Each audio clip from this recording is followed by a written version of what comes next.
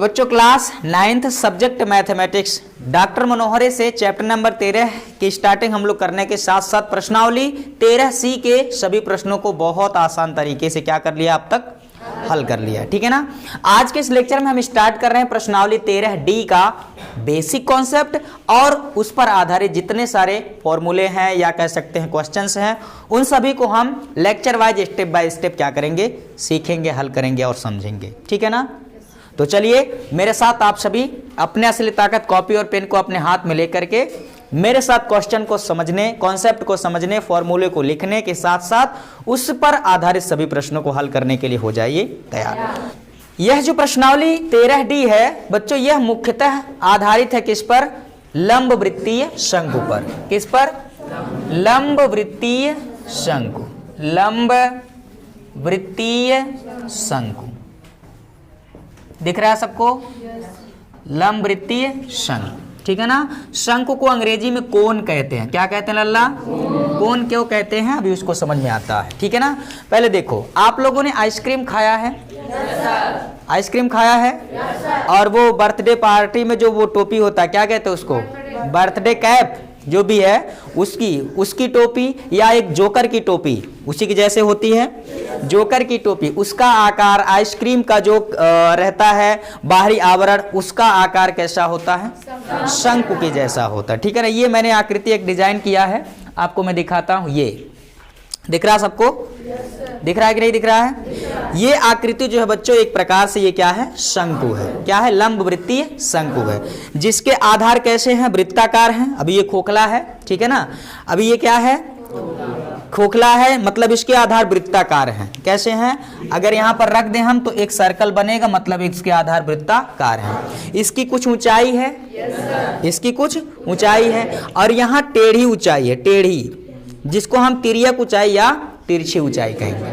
अब ये हालांकि इस प्रकार की आकृति कैसे बनेगा, तो हमारे पास एक त्रिभुज है, क्या है बच्चों, समझिएगा थोड़ा सा, मानकर चलो ये हमारे पास एक त्रिभुज है, दिख रहा है सबको, त्रिभुज के जैसा ये एक कवर है हमारे पास। इस त्रिभुज को हम क्या करेंगे, ये जो लंबवत घटक है या ऊर्ध्वाधर घटक है, इसको हम समतल पे स्थिर मान करके एक राउंड घुमा दें, क्या करें, एक चक्कर घुमा दें, मतलब इसको एक अक्ष को स्थिर मान करके हम इसको क्या करें, ऐसे वृत्ताकार सर्कुलर पाथ पे ऐसे इसको क्या करें, घुमा दें। तो एक बार घुमाने के बाद चारों तरफ का एक आकृति बनेगी, आकृति बनेगी जिसके आधार समतल वृत्ताकार होंगे। कैसे होंगे, समतल वृत्ताकार, और इस प्रकार से जो एक आकृति बनेगी उसको हम क्या कहेंगे, लंब वृत्तीय शंकु। बोलो क्या कहेंगे। तो मैंने आपको जो त्रिभुज दिखाया, मान लिया जाए हमारे पास वो ये त्रिभुज है, ऐसा कुछ ये त्रिभुज था जो मैंने अभी आप लोग को दिखाया, ऐसे कुछ। इसका मान लीजिए ये लंबाई भुजा ए है, ए बी है, ये बिंदु ए, ये बी और ये सी, तो जो त्रिभुज बनेगा हमारे पास A B C. A B C मान लेते हैं बच्चों, हमारे पास एक समकोण त्रिभुज है। बोलो क्या है, समकोण त्रिभुज, इसका एक कोण कितना हो, 90 अंश का हो, उसे हम क्या कहते हैं, समकोण त्रिभुज।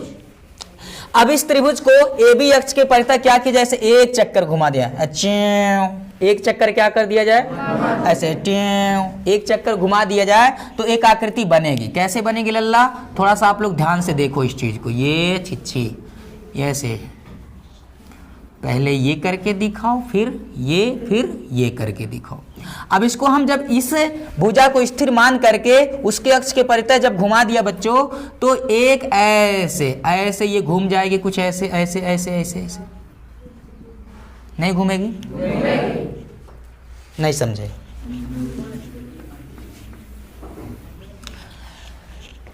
जब इस समकोण त्रिभुज एबीसी की भुजा AB को हम अक्ष मान करके एक चक्कर ऐसे घुमा देंगे तो एक आकृति लाजवाब सुंदर सा वक्रीय आकृति बनेगी बच्चों, और उस आकृति को हम क्या कहेंगे, लंब वृत्तीय शंकु कहेंगे, जो कि कैसे बनेगा, वो ऐसे बनेगा। कब, जब हमने यहां से ये क्या किया था, ये बिंदु A है, दिख रहा है, ये बिंदु B है और ये बिंदु C है, और मैंने क्या किया, AB के अक्ष के परितः इसको क्या कर दिया, घुमा दिया।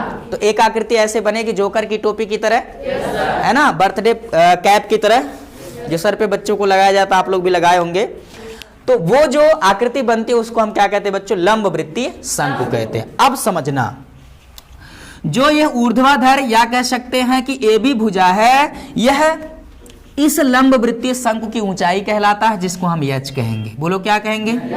यच कहेंगे, ठीक है ना। और ये जो घूम करके एक वृत्ताकार ऐसे निचला वाला आधार जो BC है, ये एक वृत्ताकार पथ पे ऐसे घूम जाएगा, है ना। वृत्ताकार समतल पर ऐसे क्या होगा बच्चा लोग? BC, ये है B, ये है C, ऐसे घूम जाएगा। यानी इसका आधार बेलन की तरह कैसा होगा? वृत्ताकार होगा, जिसमें B से C तक की लंबाई यानी BC भुजा की लंबाई जो है इसका त्रिज्या होगा। क्या होगा लल्ला? यानी ये जो लंब वृत्तीय शंकु बना है, इसका BC कौन है? वृत्ताकार आधार की त्रिज्या। समझ में आया विष्णुनंद? अच्छा, ये जो AC भुजा है, दिख रहा सबको? AC भुजा की लंबाई जो है ये तिरछी ऊंचाई है। ऊंचाई ये भी है लेकिन ये तिरछा है, नहीं दिख रहा आप लोग को? ये लंबवत ऊंचाई है AB, और ये कौन है? तिरछी ऊंचाई है। तिरछी ऊंचाई को एक अलग संकेत से हम दर्शाएंगे, जिसको हम L कहेंगे। क्या कहेंगे लल्ला? L कहेंगे। और यहाँ पर एक समकोण त्रिभुज बना हुआ है। आपको मालूम है अगर किसी वृत्ताकार आधार की त्रिज्या R है तो उसके परिधि को हम 2πr कहते हैं। फूल से फूल मिले तो उसको फूलों का हार कहते हैं। अगर किसी वृत्त की त्रिज्या R है तो उसके परिधि को 2πr कहते हैं। सबको मालूम है? और इसी तरह से वृत्ताकार आधार का क्षेत्रफल जो है वो क्या होता है? πr²। इतनी बात तो आपको बेलन वाले लंब वृत्तीय बेलन वाले टॉपिक से ही अच्छे से मालूम है। नहीं मालूम है अंशिका? मालूम है, ठीक है ना। तो इसी का हम लगाते हैं। चलो फॉर्मूला फटाफट लिखते हैं। सबसे पहली बात यहाँ पर आप लोग को जो बताना चाहिए, ये 90 अंश का कोण बनेगा लल्ला। अगर 90 अंश का कोण बनेगा तो ABC समकोण त्रिभुज है, और ABC अगर समकोण त्रिभुज है तो उस पर हम पाइथागोरस प्रमेय लागू कर सकते हैं, क्योंकि समकोण त्रिभुजों पर ही तो लागू होता है कौन? पाइथागोरस प्रमेय, जिसको आपने कहा था क्या? कर्ण का वर्ग बराबर लंब का वर्ग प्लस आएगा वक्त 10th में एक 6वां अध्याय है जिसको हम त्रिभुज कहते हैं, उसमें सिद्ध भी करने को ये दिया जाएगा। पाइथागोरस प्रमेय को सिद्ध करिए कि समकोण त्रिभुज में 90 अंश के सामने वाली भुजा जो कर्ण है उसका वर्ग अन्य दो भुजाओं के वर्गों के योगफल के बराबर होता है, ठीक है ना। तो आएगा वक्त, अभी आप लोग इतनी बात याद रखो कि अगर समकोण त्रिभुज है तो उसकी भुजाओं में एक महत्वपूर्ण संबंध बताता है पाइथागोरस प्रमेय। समझ में आया लल्ला? अरुण तेरे को समझ में आया? चलो देखो इधर, तो यहां पर ABC समकोण त्रिभुज है ना। तो पहली बात तो मैं यही लिख देना चाहता हूं या यही लिख देता हूं। चलो यहां आप लोग को दिख रहा होगा, ये लिख लो समकोण त्रिभुज, समकोण सर समकोण त्रिभुज ABC में कौन सा प्रमेय लल्ला? पाइथागोरस प्रमेय। पाइथागोरस प्रमेय। पाइथागोरस प्रमेय क्या कहता है? 90 अंश के ठीक सामने, जैसे 90 अंश के ठीक सामने वाली भुजा ये कौन कहलाती है बच्चों? और समकोण त्रिभुज में कर्ण सबसे बड़ी भुजा होती है। पाइथागोरस प्रमेय कहता है कि समकोण त्रिभुज में कर्ण पर बना हुआ वर्ग, यानी कि कर्ण का वर्ग शेष या अन्य दोनों भुजाओं के वर्गों के योगफल के बराबर होता है। उसको आगे सीखेंगे कि अगर हमारे पास एक समकोण त्रिभुज है तो हम क्या करते हैं? 90 अंश के जो सामने वाली भुजा है उसको हम कर्ण कहते हैं। क्या कहते हैं लल्ला? कर्ण कहते हैं। और कर्ण पर वर्ग बनाओ, शेष दोनों भुजाओं पर वर्ग बनाओ, तो कर्ण पर जो वर्ग बनता है, कर्ण पर जो वर्ग बनता है उसका क्षेत्रफल शेष दोनों भुजाओं पर बने हुए वर्गों के क्षेत्रफल के बराबर होता है। कॉन्सेप्ट समझाएंगे, घबराने की जरूरत नहीं है। तो हटा देते हैं इसको। अभी आप लोग ये याद रखिएगा कि पाइथागोरस प्रमेय क्या? कर्ण। कर्ण इसमें कौन है? AC। बोलो कौन है लल्ला? AC का वर्ग बराबर बची हुई भुजा AB का वर्ग, AB का वर्ग और प्लस BC का वर्ग। समझे? समकोण त्रिभुज में कर्ण AC का वर्ग बराबर बची हुई भुजा AB का वर्ग प्लस BC का वर्ग। समझ गए? कर्ण का वर्ग बराबर शेष भुजाओं के वर्गों का योगफल। कर्ण AC का वर्ग बराबर AB का वर्ग प्लस BC का वर्ग। समझ में आया बाबू रोहित? अच्छा, यहां पर जो कर्ण है बच्चों उसको मैंने तिरछी ऊंचाई L कह दिया है इस आकृति में, और इसको मैंने H कह दिया है, और इसको मैंने R कह दिया है। मान फटाफट रख लीजिए। AC का मान L है तो L का स्क्वायर बराबर AB H है तो H का स्क्वायर, और प्लस BC R है तो R का स्क्वायर। ठीक है ना, ये बड़ा महत्वपूर्ण संबंध है बच्चों, किसमें? शंकु की तिरछी ऊंचाई L, ठीक है ना, लंबवत ऊंचाई H तथा आधार की त्रिज्या R में L स्क्वायर बराबर H square plus R square. अगर दोनों पक्षों का वर्गमूल ले लेंगे तो L बराबर करड़ी में आ जाएगा, इधर वर्गमूल लेने पे करड़ी हट जाएगा, वर्ग हट जाएगा, और इधर दोनों पद आ जाएंगे करड़ी के अंदर H square plus R square. बोलो बात समझ में आया? जरूरत के हिसाब से हम इसको काम करेंगे। तो चलो समय बहुत बर्बाद कर रहे हैं, सीधे आप लोग को ले चलते हैं फार्मूले के पास। लंब वृत्तीय शंकु का पहला फॉर्मूला जो वही मैं लिख देता हूं, आधार का क्षेत्रफल। तो वही मैं लिखता हूं, लंब वृत्तीय शंकु के आधार का क्षेत्रफल। क्या लल्ला? अब आपसे अगर कोई पूछे कि बेलन के आधार कैसे होते हैं तो कहना वृत्ताकार। ठीक है ना, शंकु का आधार कैसा होता है? वृत्ताकार। अगर इसकी त्रिज्या R तो बच्चों लंब वृत्तीय शंकु के आधार जो कि वृत्ताकार होते हैं उसका क्षेत्रफल क्या होगा? जो बेलन के आधार का क्षेत्रफल होता है पाई R स्क्वायर। दूसरा फॉर्मूला आपके सामने लिखा जाए, वही वृत्ताकार आधार की परिधि है ना, तो ये लंब वृत्तीय, ठीक है ना, शंकु के आधार की परिधि, यहां मैं लिख देता हूं लल्ला आधार की परिधि। क्या लिख देता हूं मैं? आधार की परिधि। ठीक है ना, परिधि को मैं 2 पाई R क्या मान लिखा, अगर त्रिज्या R है तो वृत्ताकार आधार की परिधि 2 पाई R। समझ में आया लल्ला? और तीसरी बात जो आप लोग को अच्छे से ध्यान में रखना है वो क्या? वही जो मैंने आपको यहां पर बताया कि तिर्यक ऊंचाई। ठीक है ना, तो शंकु की या लंब वृत्तीय शंकु की तिर्यक ऊंचाई। ठीक है ना, क्या लल्ला? तिर्यक ऊंचाई, या कभी कह दिया जाएगा तिरछी ऊंचाई। क्या? तिरछी ऊंचाई। ठीक है ना, तिरछी ऊंचाई। ठीक है ना, L स्क्वायर बराबर क्या होगा लल्ला? H square plus R square. सामान्य रूप से आप ये सूत्र याद रखेंगे, L स्क्वायर बराबर H का स्क्वायर प्लस R का स्क्वायर, क्योंकि कभी कभी L दिया जाता है, R दिया जाता है तो H की जरूरत पड़ती है, कभी L और H दिए जाते हैं तो R की जरूरत पड़ती है, कभी H और R दिया जाता है तो L की जरूरत पड़ती है। तो ये एक महत्वपूर्ण संबंध है जो एक लंब वृत्तीय शंकु की तिरछी ऊंचाई, लंबवत ऊंचाई और आधार की त्रिज्या में संबंध बताता है। ठीक है ना बाबू? अगर सिर्फ आपको निकालना हो L का मान तो L बराबर क्या होगा? करड़ी में H का स्क्वायर प्लस R का स्क्वायर। भूल जाएंगे?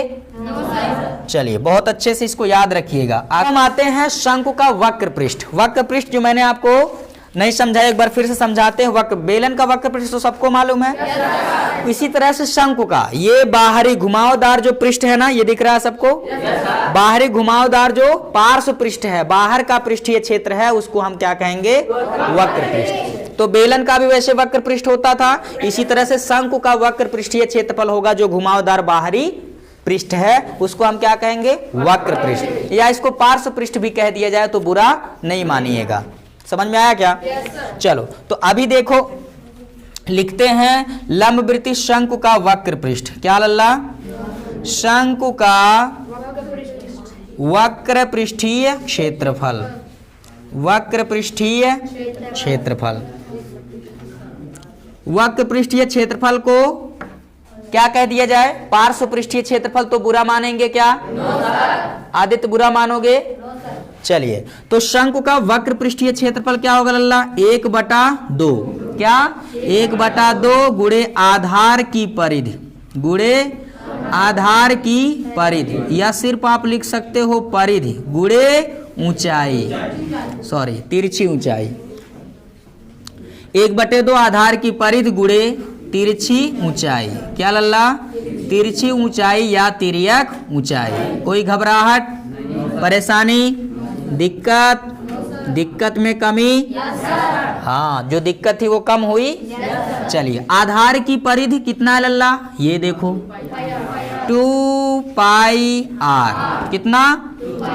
गुणे तिरछी ऊंचाई कितना है? ये तिरछी ऊंचाई L। ठीक है ना।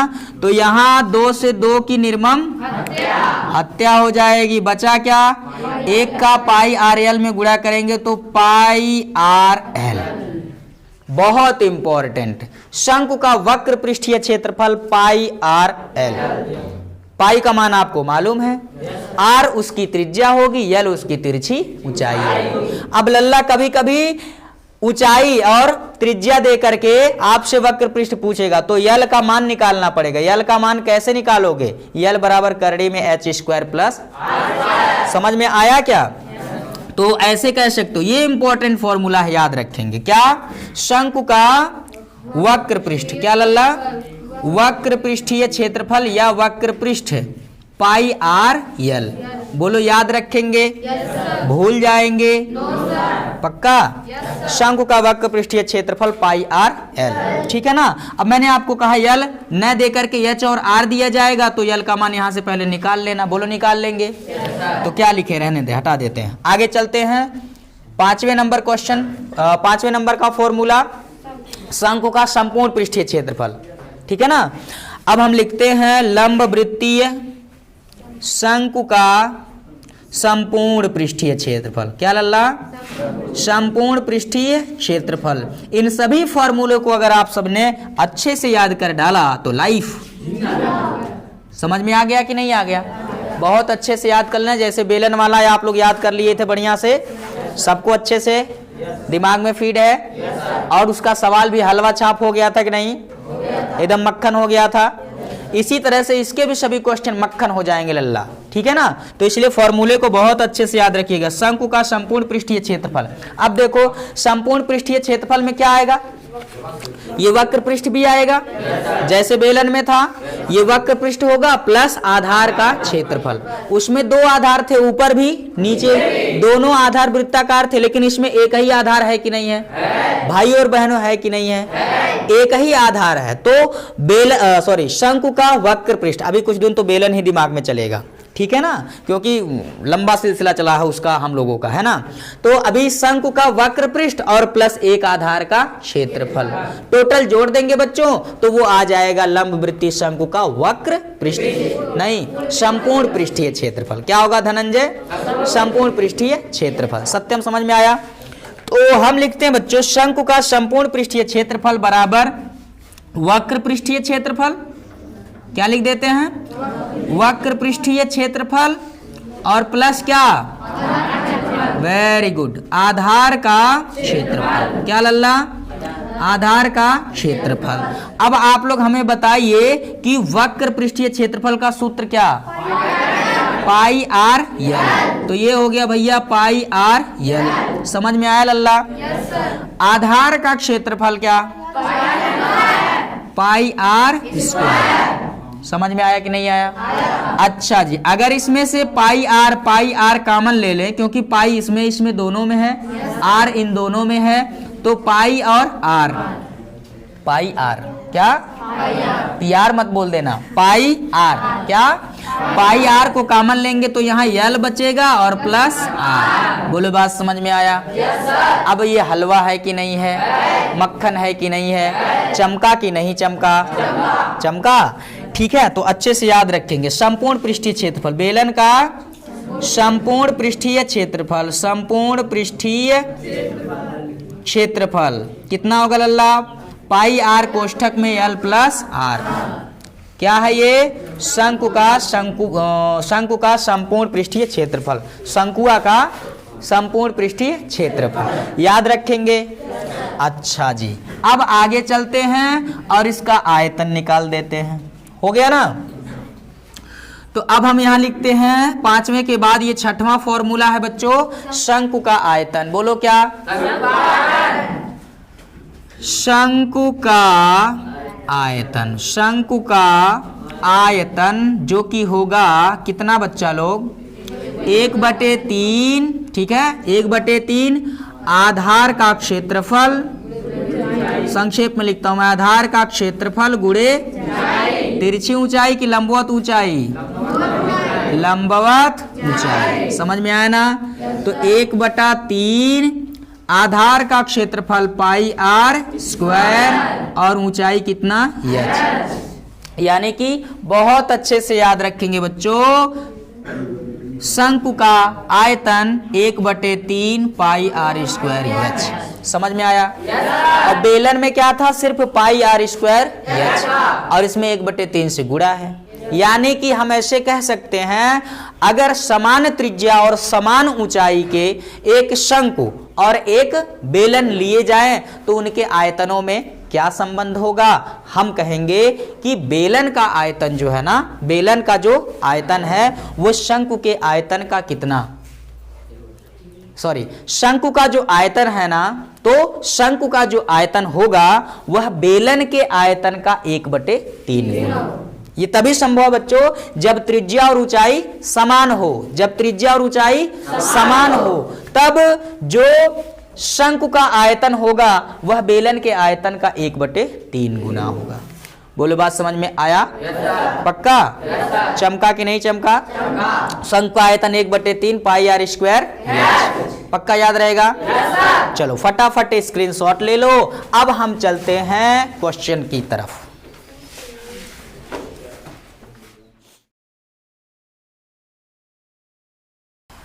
तो बच्चों, इस प्रश्नावली का जो बेसिक कॉन्सेप्ट अर्थात सूत्र है उसे पढ़ लेने के बाद अब हम बात करते हैं उदाहरण संख्या 1 की, जिसमें क्या कहा गया है? एक लंब वृत्तीय शंकु है जिसकी ऊंचाई उसके आधार की त्रिज्या के बराबर है। ठीक है ना? तो शंकु की ऊंचाई जो है उसकी त्रिज्या के बराबर है और शंकु का आयतन 9 पाई घन सेंटीमीटर दिया गया है। तो शंकु की ऊंचाई हमको ज्ञात करनी है। अच्छा, इस क्वेश्चन को हल करते हैं। बेहद ही आसान सवाल है ये, जिसमें कहा गया है ऊंचाई h, त्रिज्या r, दोनों ही क्या है लल्ला? बराबर। पहला चीज तो यही दे दिया है कि शंकु की जो ऊंचाई है h, उसकी त्रिज्या r के बराबर। समझ में आया? तो अब शंकु का आयतन लगा लो फॉर्मूला।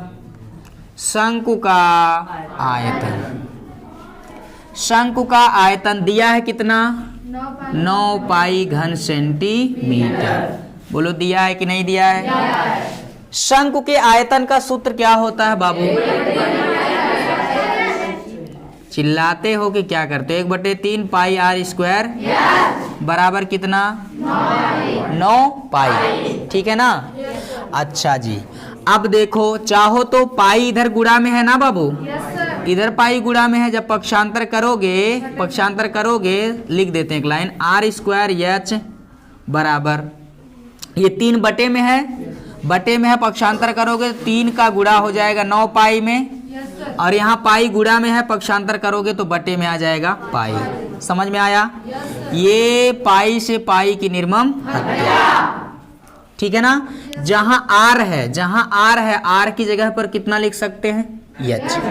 आर और एच बराबर हैं, तो जहां पर आर है उस आर की जगह आप एच लिख सकते हो, एच की जगह आर भी लिख सकते हो। कोई दिक्कत वाली बात नहीं है। ठीक है ना? तो जहां आर है, आर की जगह अगर हम लोग एच लिख देंगे तो आर का स्क्वायर है तो यहाँ एच का स्क्वायर हो जाएगा कि नहीं हो जाएगा? हो जाएगा। ठीक है ना? और गुणे एच बराबर 9 तिया 27। समझ में आया लल्ला? एच स्क्वायर गुणे एच कितना होगा? एच क्यूब बराबर 27। एच क्यूब बराबर 27 किसका क्यूब है? 3 का क्यूब। अब घात 3 को खत्म करना है तो बोलो क्या करेंगे? घनमूल लेने पर, घनमूल लेंगे बच्चों तो घात 3 खत्म हो जाएगा एच, और इधर आ जाएगा कितना? 3। ठीक है ना? अब आयतन घन सेंटीमीटर में दिया है तो ऊंचाई और त्रिज्या सेंटीमीटर में, किस में होंगी लल्ला? सेंटीमीटर में। लो जी, ऊंचाई जो आपसे पूछा गया था वो कितना आ चुका है? 3 सेंटीमीटर। अगर त्रिज्या पूछता तो त्रिज्या कितना होगा? बोलो, त्रिज्या भी 3 सेंटीमीटर होगा। पूछो क्यों? क्योंकि ऊंचाई और त्रिज्या दोनों क्या किया गया है? बराबर दिया गया है, इसलिए त्रिज्या भी कितना होगा लल्ला? 3 सेंटीमीटर। और व्यास देता तो, वृत्ताकार आधार का व्यास देता तो व्यास बराबर 2 गुणे त्रिज्या। व्यास जो होता है वो त्रिज्या का क्या होता लल्ला? व्यास बराबर 2 गुणे त्रिज्या।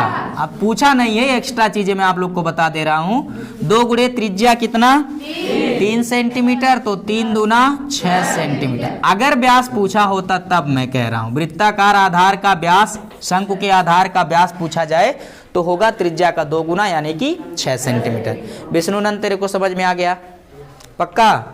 चलो नोट करो, अगले उदाहरण की तरफ चलते हैं।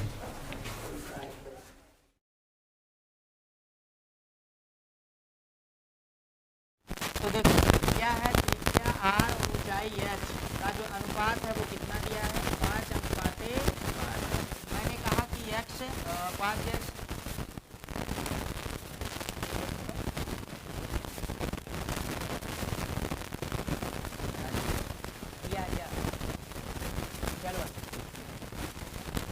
ठीक है ना, इतनी बात समझ में आया। और दूसरी बात आप लिख सकते हो, यहाँ से अगर हम लोग h का मान या r का मान निकालना चाहें तो क्या हो सकता है, देखो इसको चाहो पलट दो, h/r पलटने आता है, उल्टा पलटी करने आता है, ये h ऊपर जाएगा, r बटे ये हो जाएगा 12 समझ में आया, अंश का हर और हर का अंश। अब फिर से गुणा कर दो तो h बराबर कितना हो जाएगा 12, r का गुणा 12r बटे 5। बोलो होगा कि नहीं होगा? अब क्या करेंगे बच्चों, देखिए निकालेंगे शंकु का आयतन। शंकु का आयतन, शंकु का आयतन कितना दिया है, 314 घन सेंटीमीटर दिया है। शंकु के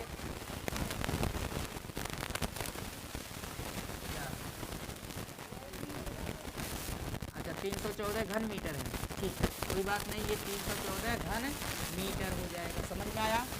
अच्छा अब आयतन का सूत्र लगाओ, 1/3 पाई r स्क्वायर h। बोलो यही होता है, बराबर 314। पाई को और 3 को पक्षांतर करो, जैसे 3 यहाँ बटे में है, ठीक है ना, 3 को पक्षांतर करेंगे तो 314 गुणे 3 बटे में है, पक्षांतर करोगे गुणे में हो जाएगा। पाई को पक्षांतर कर दो, बटे में आ जाए पाई। यहाँ कौन बचा, r स्क्वायर गुणे h। जो r बचा ना, ये 3 और 5 चले गए, r का मान h का मान, जी हाँ, r स्क्वायर गुणे h दिख रहा ना, h का मान ये इतना रख लो, जहाँ h है वहाँ 12 है, r/5। बोलो बात समझ में आया? अच्छा तो r स्क्वायर गुणे r हो जाएगा कितना बच्चों, r³ हो जाएगा गुणे 12/5, ठीक है ना। अच्छा यहाँ पर 314 गुणे 3 बटा पाई का मान 3.14, 22/7 या 3.14। समझ में आया? अच्छा जी अब देखो ये बटे वाला, बटे में जो 5 है पक्षांतर करोगे तो गुणा में जाएगा, यानी 5 यह जाएगा 314 गुणे 3 और गुणे में आ जाएगा ये 5, बटे में है कितना 3.14 और ये बटे में आएगा 12। ये किसके बराबर आ रहा है, r³ के बराबर। समझ में आया ना? ये देखो 314 में 3.14 से जब भाग दोगे तो कितना आएगा, 100। कितना आएगा, 100 आएगा, क्योंकि 3.14 में 100 का गुणा करोगे तो 314 आ जाएगा। यानी कि 314 में 3.14 से भाग करोगे तो सीधा सीधा कितना आएगा लल्ला, 100 आ जाएगा। यानी कि r³ बराबर आ गया 100 गुणे, ये 3 से काट दो, 3 कम 3, बोलो बात समझ में आया? अच्छा आ गया 100 गुणे 5 बटा कितना 4। समझ में आया कि नहीं आया? तो हो जाएगा, कट जाएगा, 4 से 100 कट जाएगा, 25 चौके 100। चलो r³ बराबर 25 पंजे 125, r³ बराबर 125 किसका घन है, 5 का। किसका घन है बच्चों, पुनः आप घनमूल ले लो, क्या ले लो, घनमूल लेने पर। तो घनमूल लेंगे तो r का क्यूब यानी घन खत्म हो जाएगा, r बराबर आ गया कितना 5। अगर आयतन घन मीटर में दिया है तो त्रिज्या और ऊंचाई मीटर में होगा। समझ में आया लल्ला? अब इसमें ऊंचाई भी पूछ सकता था, क्या पूछ सकता था, तो यहाँ पर देखो ऊंचाई h बराबर ये कितना 12r/5, 12 गुणे r का मान 5 निकाले हैं अभी और बटे में कितना 5 से 5 खत्म, h बराबर आ जाएगा 12 मीटर। अगर ऊंचाई पूछा होता तो कितना मीटर होता, तो इस तरह से ये हो गए कुछ एक दो एग्जाम्पल। अब हम आप लोग को आगे लेकर के चलेंगे। आप लोग पहले एग्जाम्पल के और उसके बाद प्रश्नावली के हर